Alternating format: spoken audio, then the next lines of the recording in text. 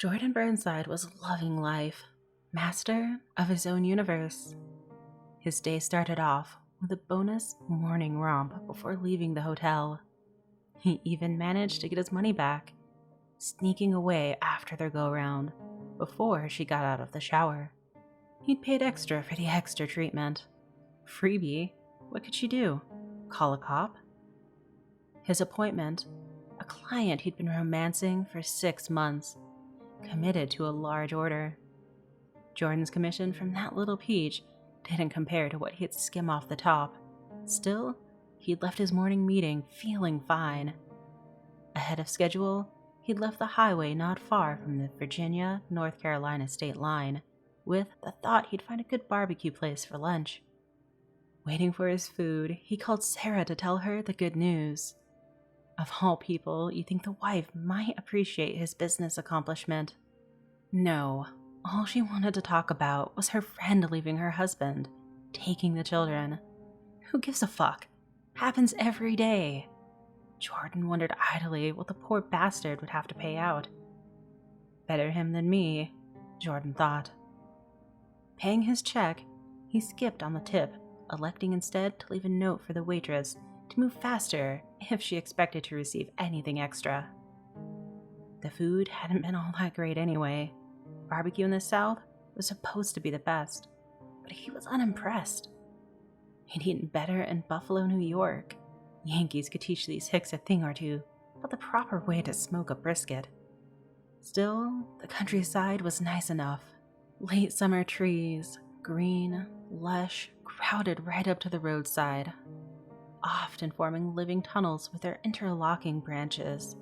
The forest floor, dappled in sunlight determined enough to penetrate the canopy above, was buried underneath a thick layer of summers past, now crisp, brown, dead as former glory. Jordan decided to remain on the byways, making his way north toward Roanoke. This detour might add a few hours to his overall trip, but what the hell? His next appointment was a small doctor's office in Roanoke, 2 days from now. Even meandering on the secondary roads, he'd been in town with plenty of time to spare. Smith County became Wythe County, and Jordan began to wonder what Southern Virginia had against normal English. Crossing over Summit Valley County line from Wythe, Jordan found 2 things of interest aside from the mountainous scenery.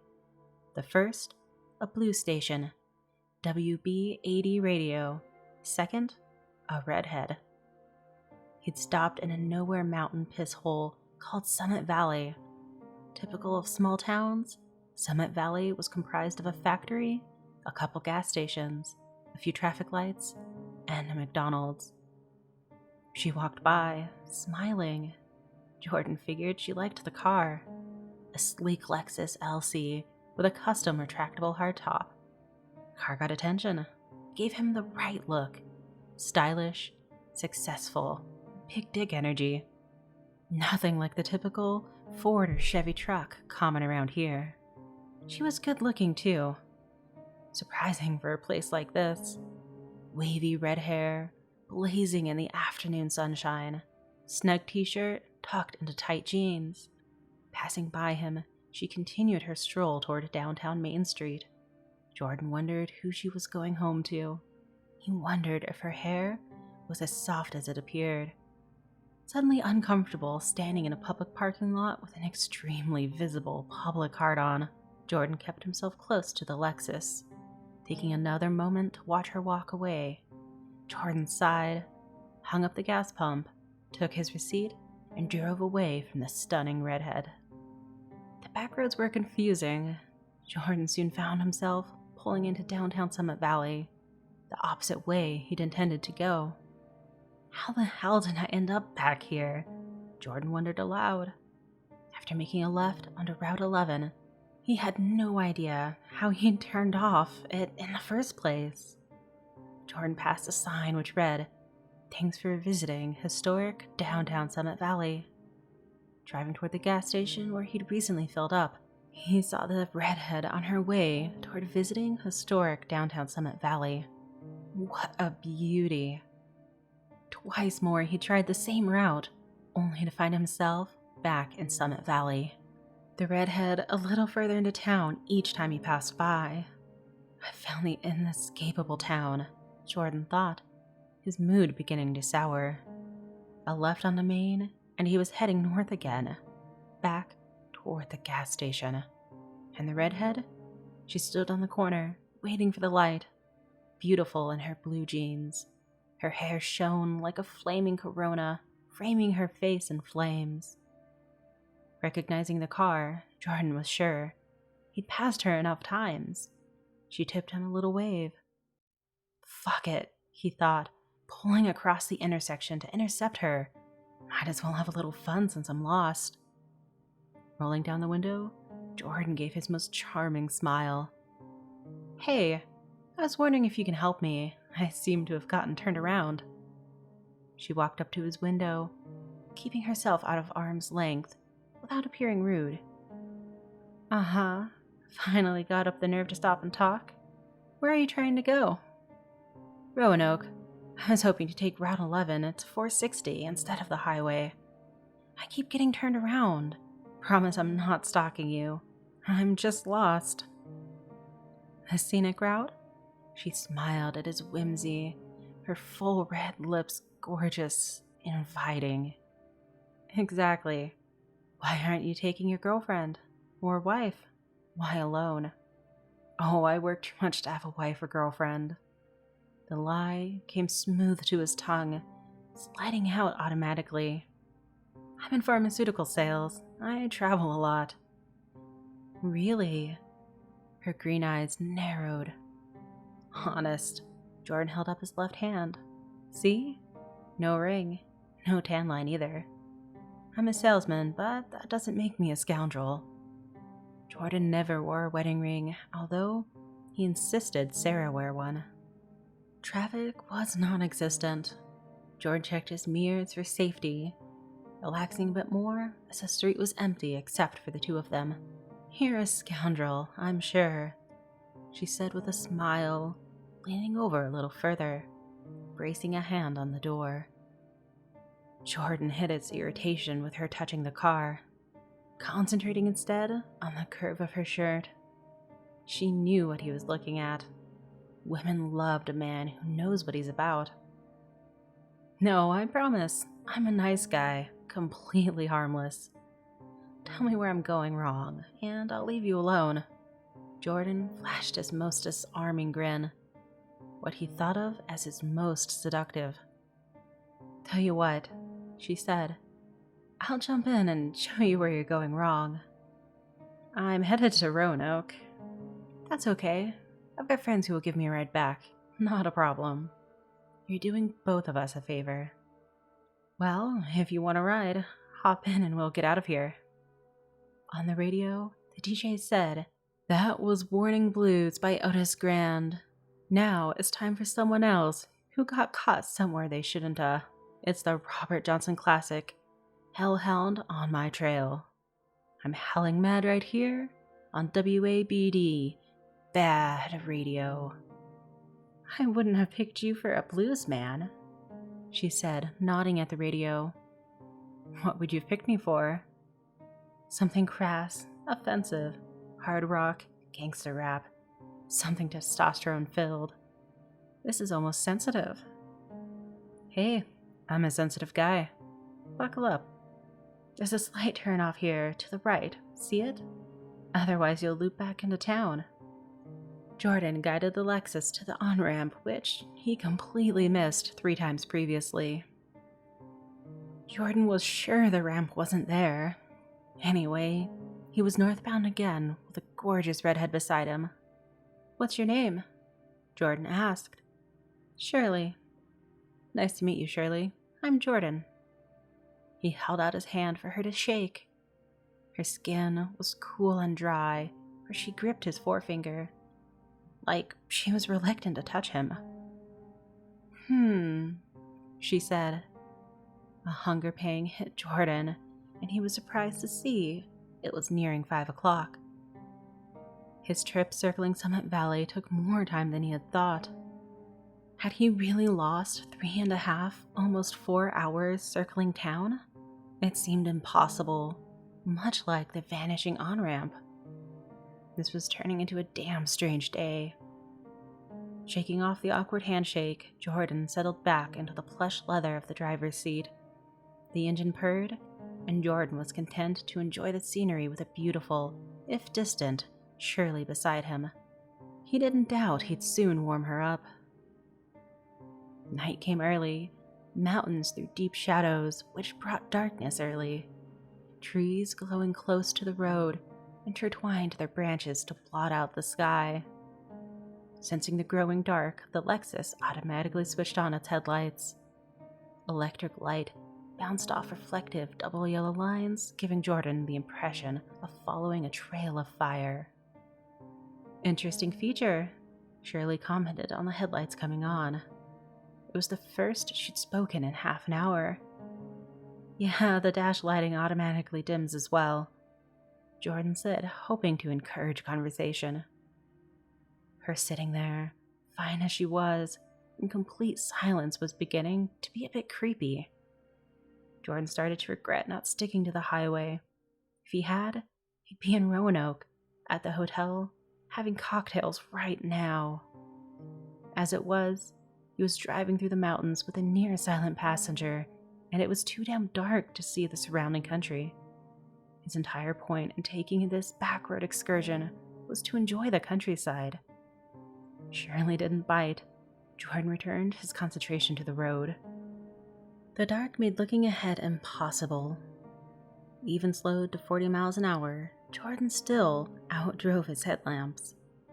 The road was curvy, full of tight switchbacks, which put the Lexus's sport suspension to the test. In daylight, this drive, unfamiliar as it was, might be fun. At night, he needed all his concentration to stay in his lane.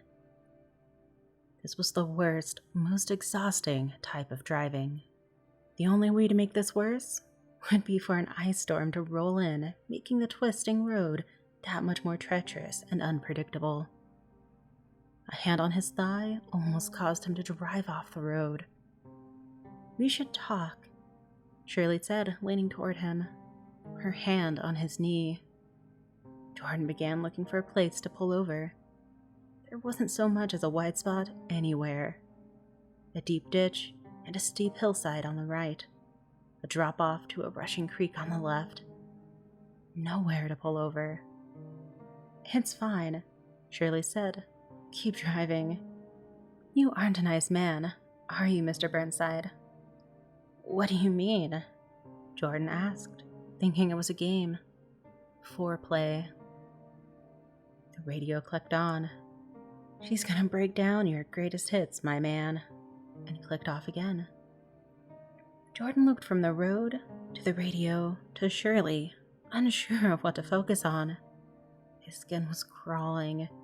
His growing erection wilted. Shirley leaned back and began counting on her fingers, raising one when she made a new point. "I mean, you aren't a nice man. You hired a prostitute this morning, robbed her, and cheated on your wife in the process. You're a womanizer. You embezzle from your work. You buy substandard pills and sell them as premium, pocketing the difference. Who cares if they are poisoning people? You're cheap to boot. A cheap, thieving, philandering, whoremongering, lying sodomite. And that's just today. I don't like you. I do not enjoy the company of men like you. My first husband was like you, a misogynist and a bully, abusive. I tied him to his favorite easy chair and set him on fire." Jordan tried to respond, to defend himself, but her disgust was palpable, an overwhelming pressure in his skull. His mouth gaped open and closed, incapable of forming an articulate defense. Jordan felt like a worm squirming in front of a cat. Escape wasn't possible, and she might pounce at any moment. He was defenseless to stop her. "All evening, you thought of nothing but how to get my clothes off." No, it isn't. Don't bother denying it. You insult me and embarrass yourself. And Mr. Burnside, I'm not someone you want to insult. Jordan brought the car to a complete stop. The creek no longer ran beside the road, having turned away on its own course. Maple, birch, and oak stood vigil away from the road, away from her. How did she know these things? She did. It wasn't possible for her to know. The menace coming from her, the malice, assaulted him in black, crushing waves. Yes, of course, I'm sorry, Jordan stammered. I'm getting out of the car now, Mr. Burnside, and you're going to resume driving. You will continue driving up this mountain alone in the dark, knowing neither rest nor comfort nor peace for the rest of eternity. You cannot stop. You cannot escape. You belong to me now, Mr. Burnside. Should you stop, the creatures in these woods will tear you apart, and you will wake again behind the wheel of this vehicle you're so proud of. I'd wish you a good day, but you've seen this last sunlight you'll ever know. Shirley opened the door, and Jordan watched her swish away into the woods, disappearing into the shadow. Jordan sat for a moment, trying to control his shaking hands, his heart pounding in his chest. The radio clicked on, and his car was filled with a voice of howling mad, voice of WBAD radio. Better get a move on. Big Daddy, we got your scent. Motion in the woods drew his attention. Jordan squinted, trying to get a better look. Something hit the rear quarter panel on his side hard enough to rock the suspension. Growling all around him, growing in intensity. Shirley left the door open. Whatever was out there, strong enough to shake the car, had an unobstructed path inside. Jordan leapt to close it, jerking the door closed as something hit the outside, slamming the armrest painfully into the top of his head. For a moment, nothing existed except the blinding pain between his ears. I'd worry less about the door and more about getting moving. You heard the lady. Howling Mad informed him. Jordan was out of options. As implausible as it seemed, he was stuck driving up a never-ending mountain in the dark. Nothing worked. Nothing except submission. First he tried simply turning around, going back the way he came. The road dipped, then resumed climbing as he rounded the corner. He'd crashed the car twice, once into a tree, the other time into the creek. Both times he'd met the denizens of the woods, large, skinless bear things, before waking back up behind the wheel. The second time they took longer. He tried to drive through the woods toward a porch light. They caught him, tearing the car apart to get to him. The third time was even worse. If he kept between the lines and above 30 miles an hour, he was all right. If he fell asleep, the car slowed, and they'd bash their bloody, slobbering faces into the side panels or windows, drag him out, and suck the marrow from his thigh bones. Sometimes the car ran out of gas. Worse, he knew exactly where the Lexus would come to a stop. Jordan dreaded seeing the bloody semicircle on the road, waiting for the car to halt, all its momentum spent, waiting for him. Jordan didn't like to think about it. When the needle indicated less than 1/8 remaining, he began to sweat, knowing what waited ahead. Occasionally, Howling Mad updated him about his wife. She declared him legally dead in order to annul the marriage. No one missed him. No one was looking for him. No one mourned his disappearance. Sarah found another man, was having his baby. Same man she spent her time with when he was away on business. She never thought about him. Jordan listened to these infrequent updates on his former life, clinging to them, as his headlights cut the never-ending night on his endless drive to nowhere. No hope, Nothing left except submission and pain. Jordan Burnside, former salesman, mind broken, began to laugh. On the radio, Howling Mad laughed along with him.